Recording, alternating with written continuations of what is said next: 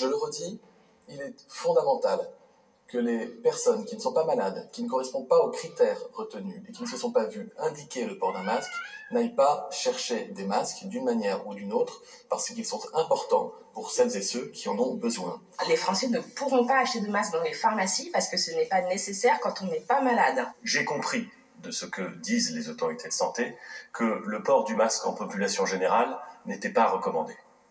Il n'est pas recommandé d'abord parce que l'utilité du port du masque en population générale, autrement dit, lorsqu'on se promène dans la rue, lorsqu'on respecte les gestes barrières, lorsqu'on respecte les distances de sécurité, il n'est pas recommandé car il est inutile et qu'il prive ceux qui ont besoin des masques.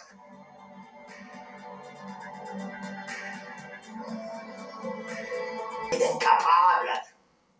Vous allez me supprimer YouTube toutes les vidéos qui contredisent les décisions sur la crise sanitaire. Le virus se transmet par les poussillons. Les poussillons, vous êtes sourds. Il faut mettre des masques partout. Même dehors. Sinon, ça sera 135 € ou la prison. Le postillon, c'est dangereux. Dites-leur de mettre des masques, merde.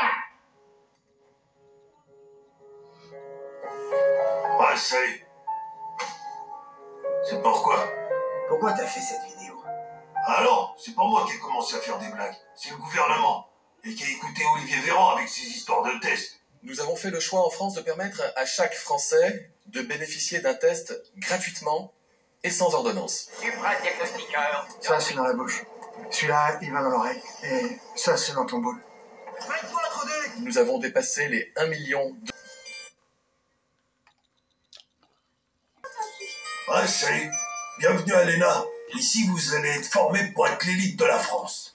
Mais faites pas cette tronche. Profitez-en pendant que cette école existe encore. Approchez-vous. Venez plutôt voir celles de ceux qui sont passés par là. Tu publies pas, j'entends ma voix. Là, c'est la photo de classe de Jacques Chirac. Là, c'est la photo de classe de François Hollande. Là, c'est celle d'Emmanuel Macron. Et en faisant des fouilles archéologiques dans les grottes de Lascaux, on a retrouvé la photo de classe de Giscard d'Estaing. Pour commencer ce premier cours, vous allez déchirer la Constitution. Déchirer la Constitution. Prenez votre livre, c'est l'intro. Prenez les pages et une après l'autre, déchirez la Constitution. Allez-y, allez, déchirez-la.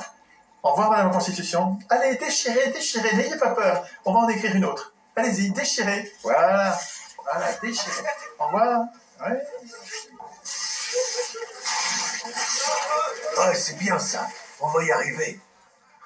Donc je suis un énarque, je suis un élu, je suis un haut fonctionnaire, je suis un être supérieur. Venez voir, venez ici, montez sur le bureau, venez avec moi pour voir. Vous allez voir comme le peuple est petit, insignifiant. Toutes les constitutions du monde, écrites toujours par des élus, prévoient que les acteurs politiques doivent être désignés par élection, doivent être élus. Élus parmi des candidats qu'on peut aider à gagner l'élection. Naturellement, ceux qui ont les moyens d'aider aident leurs candidats, qui leur doivent tout. Et c'est comme ça que les riches achètent le pouvoir politique et accèdent au pouvoir. C'est en aidant, plus que les autres, les candidats qu'ils veulent faire gagner, qui leur doivent tout, qui deviennent des débiteurs, donc des serviteurs, et qui permettent aux riches de faire écrire leurs lois. Ce qui compte, c'est pas qui vote les constitutions, ce qui compte, c'est qui les écrit. L'idée des ateliers... Alinéa 3. Voilà. Monsieur Philippe, lisez-nous l'article. La page, elle a été arrachée. Mais qu'est-ce que c'est que ces conneries? C'était pour la réécrire par le peuple.